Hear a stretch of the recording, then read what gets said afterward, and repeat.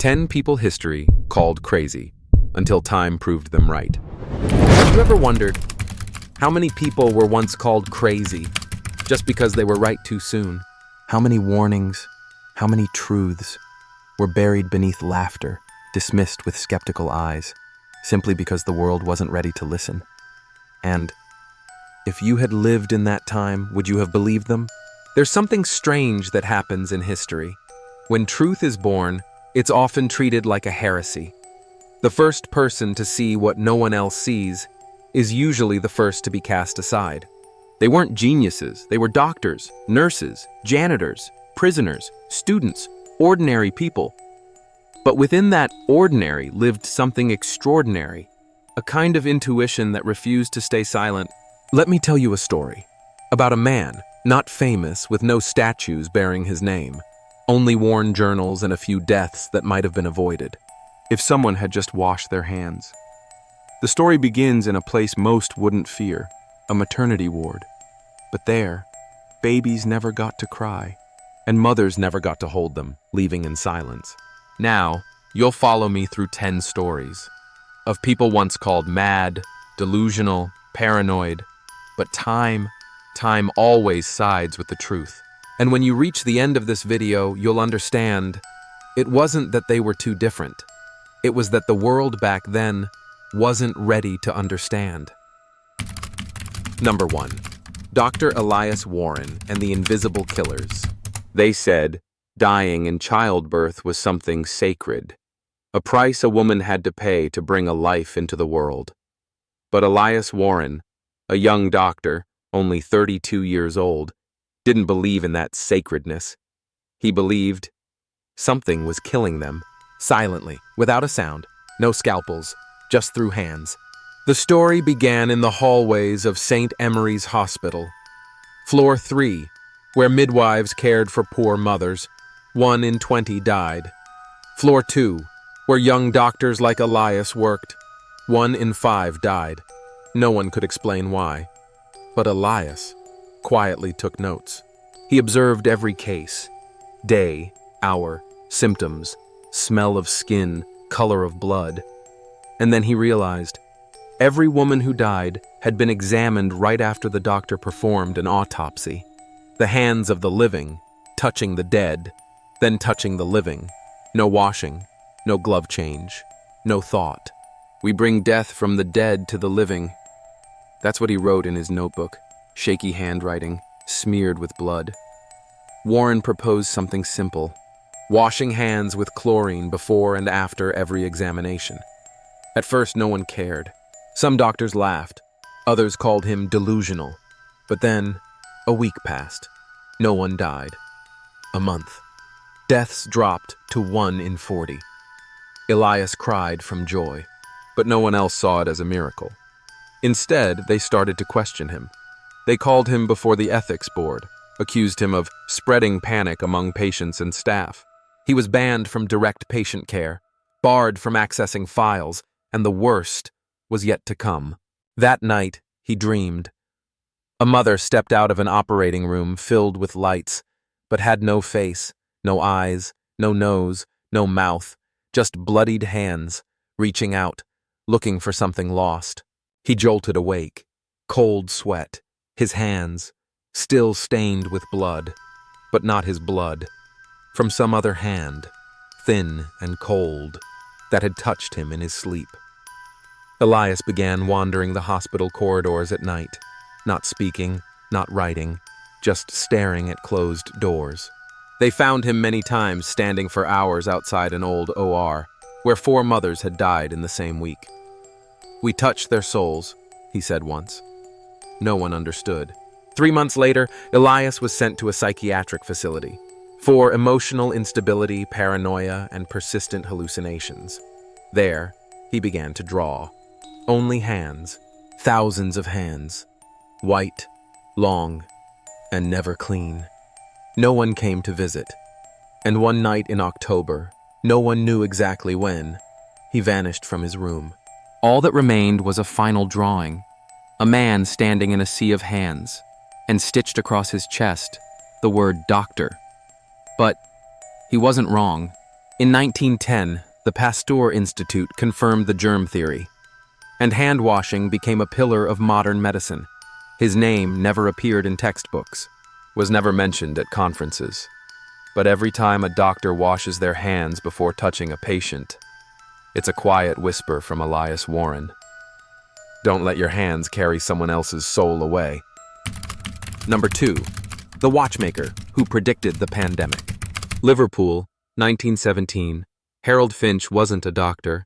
He was just an old watchmaker, living in a tiny attic room near the Liverpool docks, where ships from Asia, Africa, and the Americas arrived every day. He lived simply, quietly, repaired each watch by hand, polished each gear with a soft cloth, and listened to the radio like the outside world only existed through AM waves. But it was the eyes of someone no one noticed that saw what no one else did. It all started with his watch repair journal. Harold had a habit of writing everything down: customer names, where they came from, what was wrong with the watch, and strangely, their health conditions. He had a bad cough, face pale, speaking with effort. This one passed away a few weeks after his last visit. Then Harold realized, after every ship arrived from the tropics, an outbreak would follow in the nearby neighborhoods, not from the sailors, but from the wooden crates, from cloth wrappings, from suitcases, from glass-covered watches, things that seemed lifeless. Disease doesn't only come from people, it comes from objects, from what we touch, then forget. Harold said that in a letter to the Port Authority. No one replied. A few weeks later, he sent a letter to the local newspaper, urging them to sterilize imported goods. They didn't print his letter, but he received a blank sheet in an envelope, with one line handwritten on the back, "Don't scare the public with what you imagine." Then Harold stopped going outside. He wore cotton gloves whenever he touched anything sent to him, and when a boy came with a light cough, asking for a repair, he turned him away. The boy died 4 days later. Pneumonia. It spread through the block. 10 people gone in 2 weeks. And Harold couldn't sleep from that night on. He told a neighbor, "I don't dream of people. I dream of objects. Breathing. A doorknob hissing out a cold breath. A watch face pulsing with a heartbeat." They said he began whispering to the objects, "If you brought it here, I won't forgive you." One day, a delivery man saw him throw every customer's watch into the Mersey River. Then he disappeared. All that remained was the empty attic, and his detailed notes. Names of items, wood types, origins, associated cases of illness, linked together like a crude map of an outbreak. 50 years later, the WHO officially declared fomite transmission, infection spread via inanimate objects, was a secondary cause in respiratory pandemics. No one mentioned Harold Finch, no grave bears his name, but in a dusty archive room in Liverpool Hospital, there's a wooden box with faded letters carved long ago. Wash what your eyes cannot see. Number 3, the nurse who refused the norm. Her name was Edith May. No one called her a hero. No statue of her stands in any medical school. Only the patients, most of them poor and black, still remember her voice as she wiped their foreheads with a warm cloth. "It's okay now. I'm here." Edith was one of the first black nurses to work at Milbourne Hospital, a place where upstairs patients got clean linen and downstairs patients got sun-dried, reused gauze. And in that place, one small thing changed everything: a syringe. It wasn't clean. She knew, because she was the one assigned to wash and sterilize dozens of syringes each day. Only 6 syringes for nearly 100 patients. Each one wiped with alcohol, dunked in a boiling pot, but if things got busy, they would just wipe it off and reuse it. Then she saw it. A little girl with a high fever, no known cause, right after an injection. A boy having seizures on the 3rd night. An elderly man with a swollen, infected arm from a needle mark that turned purple. Edith started marking the unclean syringes, a tiny red thread on the handle, a faint pencil mark on the tray, and she kept track of every adverse reaction after each shot. When she tallied the results, she shivered. 87% of the serious reactions came from syringes that weren't properly sterilized. She brought her report to the head physician. He tore the paper in half, then said the one thing she would never forget. "Who do you think you are? She refused to give injections with unclean syringes, refused to go along with a routine practice. And then she was fired. That night, she sat alone in her tiny apartment. Outside, the rain tapped steadily. Inside, her notes were still spread across the table, faint blood stains along each line. She recalled, "I dreamed of the patients. They had no faces, only needle marks, hundreds of them, glowing in the dark like open, unblinking eyes." A week later, a boy died from sepsis after an injection. The syringe was one Edith had once marked. No one apologized. No one called her back. But something strange happened. After that incident, the hospital quietly replaced every syringe and implemented full sterilization protocol. In the official report, her name was missing. There was only one line: technical improvements to reduce infection risk in injection procedures. Edith May went on to become a freelance community nurse. No more uniform, no more name badge, but grandmothers, mothers, would still whisper to their children, "There was once a nurse who saved the whole block just by saying no to a dirty needle." And then, as if her soul passed silently into other hands, from one hospital to another, from needle to scalpel, from those who were laughed at to those finally listened to. Number 4. The janitor's discovery. Kansas, 1975. His name was Luther Clay. He had no degree, never read a medical textbook, no white coat, no name tag, no invitations to morning rounds. He just pushed a creaky wooden cart holding a mop bucket, some cloths, and an old leather-bound notebook. No one noticed that he always wrote something down after cleaning each hospital room. But in his silence, he saw what an entire hospital could not. Luther worked in post-op, the recovery wing where patients came after surgery. He didn't look at the incisions. He looked at the floor. There were dried blood stains, yellow puddles where cleaning had missed. And then there was a smell, a humid, heavy smell, hidden beneath the scent of alcohol, only present in rooms where patients had high fevers, chills, or sudden, unexplained death. He began marking rooms with private symbols, for thoroughly cleaned rooms, for rooms rushed under pressure, for rooms where someone died afterward. After 6 months, he realized rooms cleaned thoroughly at least twice a day almost never had post-op fever cases. Rooms with rushed or shortened cleaning, complications tripled. He brought the notebook to the night shift lead physician. The doctor didn't laugh, but he didn't believe either. He simply said, "Thanks, but medicine isn't decided by a mop." The following week, Luther was reassigned to an off-site inpatient wing, far from post-op, far from where he observed, far from the patients he had quietly watched over. And then, the dreams began. He later recalled, "I saw patients without eyes, only wide-open mouths, lying in rooms I had just cleaned. Every time I walked in, I felt something, brush the back of my neck, like someone wasn't ready to leave." Once, while mopping, he broke into tears, not from exhaustion, but because he remembered a patient who once held his hand and said, "Thank you for cleaning my bed. They think I don't notice, but I do." That patient died 2 days later from sepsis. Luther remembered. That shift, he had been ordered to cut cleaning time in half. After he left the job, Luther mailed his notebook to a young nurse he trusted, the girl who always said hello to him every morning. She kept it. 20 years later, when the hospital implemented its infection surveillance system, that notebook was used as a primary reference to draft the first state guidelines for inpatient sanitation in Kansas.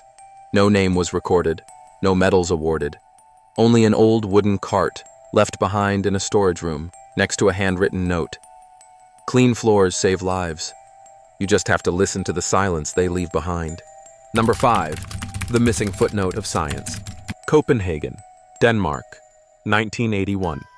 His name was Mikael Sorensen, a final-year biomedical student, quiet, a bit out of place, always carrying a notebook inked in soft blue, and whispering to himself during experiments. No one paid him any mind. His lab was in a musty basement beneath the lecture hall, where the air ducts hissed faintly every time the wind changed direction. But it was there that Mikhail heard something modern science had forgotten. He was researching bacterial surface proteins, a dull topic no professor wanted to supervise. The experiments kept repeating, monotonous, until one day when he mixed proteins from group A bacteria with human cardiac tissue and witnessed an autoimmune reaction. Not an allergy, not toxicity, but the body attacking itself because it mistook itself for the enemy. Mikhail wrote in his notebook, "Some bacteria wear our face, and when they disappear, we start killing ourselves." He brought the finding to his advisor. The professor skimmed through it, said nothing. A few days later, Mikhail's paper was returned with a comment. "Lacks foundation. Hypothesis is too emotional. Should not be included in thesis." But Mikhail couldn't shake the feeling that he had brushed against something far larger. Then the dreams started. Not of bacteria, but of a man in a doctor's coat, without a face. He stood by a hospital bed. The patient convulsed. Cold sweat. In the doctor's hands, no stethoscope, no syringe, only a small mirror placed over the patient's heart.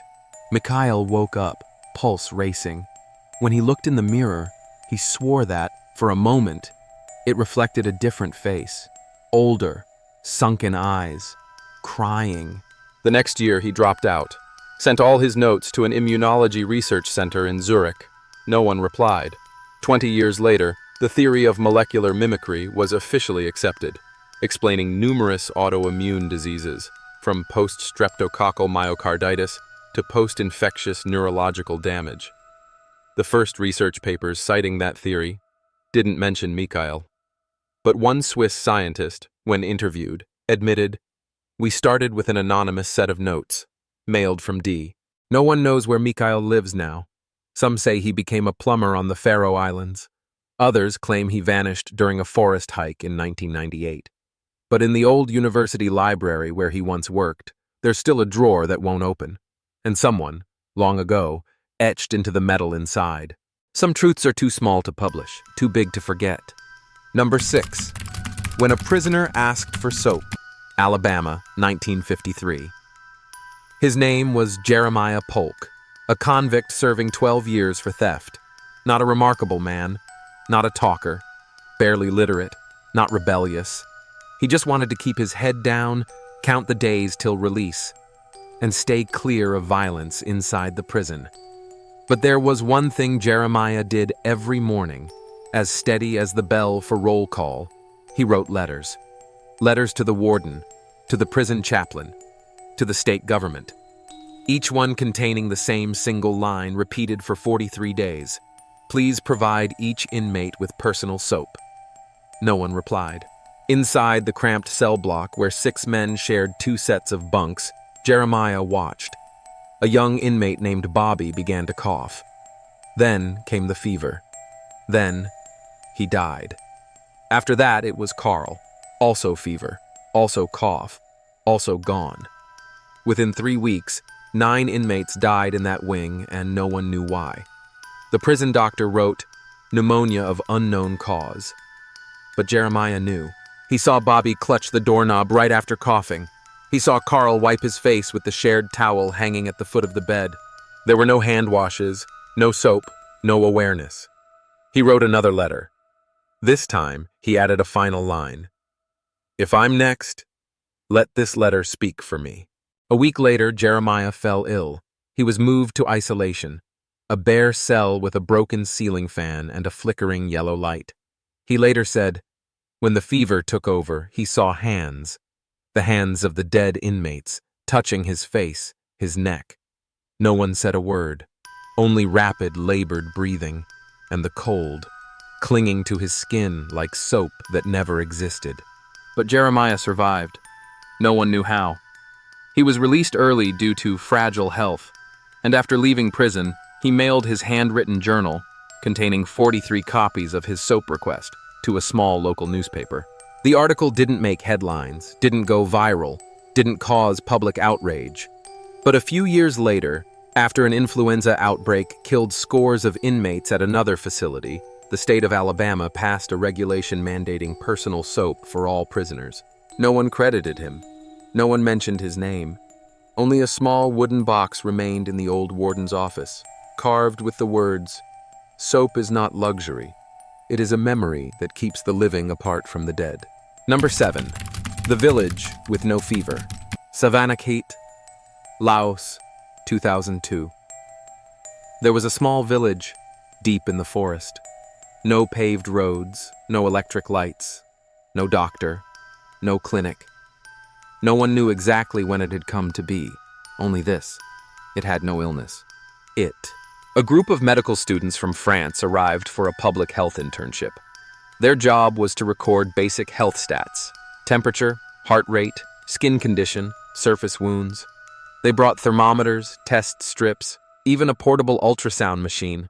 But after 3 days, not a single person in the village had a fever. No one had an infected sore. No one was coughing, sneezing, or had diarrhea. It wasn't that they were unusually healthy. They still farmed barefoot, drank from streams, slept on bamboo beds. But even open wounds dried quickly. No inflammation, no pus. A student named Camille began to grow curious. She stayed an extra week to observe. And then, she saw something strange. Before every meal, the entire village washed their hands, not with soap, but with boiled water, steeped in forest leaves, cooled in wooden jars. "It's a habit from our ancestors," an old woman told her. "Long ago there was sickness. Children died. People never returned from the forest.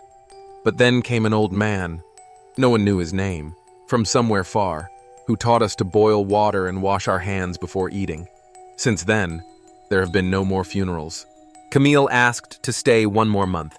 She took samples of the water, analyzed the leaves, and found they contained natural antibacterial agents. But what chilled her wasn't in the chemistry. Every night at 3 a.m., Camille would wake to the same sound, dripping water. She checked the kettle, dry. The jar outside, dry too. But the sound remained, like someone dipping their hands into water, rhythmically, deliberately. One night, she peeked through the door and saw a hunched figure, washing hands under moonlight, beside the wooden jar. No footsteps, no shadow. The next morning, Camille asked the villagers, "Who was that man?" Everyone went quiet. An elderly man finally whispered, "If you hear the water at night, don't go outside. That's the one who keeps this village clean, not because he's alive, but because he still remembers the children who died from unwashed hands." Camille left the village soon after. She filed a report to an international health organization. They classified it as a rare case of community-level natural immunity reinforced by cultural hygiene. No one mentioned the shadow under the moon. No one believed the dripping was real. But Camille, for years after, continued washing her hands with boiled water, not because she feared bacteria, but because she had once seen the quietest hands in the world. And now, we move somewhere else, far from forests, far from villages, back to the city. There, between sirens and emergency lights, was a man, an emergency medical responder, fired for wearing gloves too often. Number 8. The paramedic who was too early. Detroit, Michigan, 1987. His name was Ronald Dean, a frontline paramedic. Worked 12-hour shifts, 6 days a week. Not a standout, didn't speak at conferences, never interviewed on TV. Just his hands, always gloved, even when no one else wore gloves. Co-workers called him Allergic Ron. Patients stared when they saw him change into fresh gloves just to check a pulse. Medical supervisors warned that his overly cautious behavior caused unnecessary panic. But Ronald never changed. Because he had seen. Because once, he didn't wear gloves. And someone died. It happened one fall afternoon. A dispatch came in. A man had collapsed in a public restroom. Ronald arrived first. No time to glove up. The man was cyanotic, weak pulse. He started chest compressions.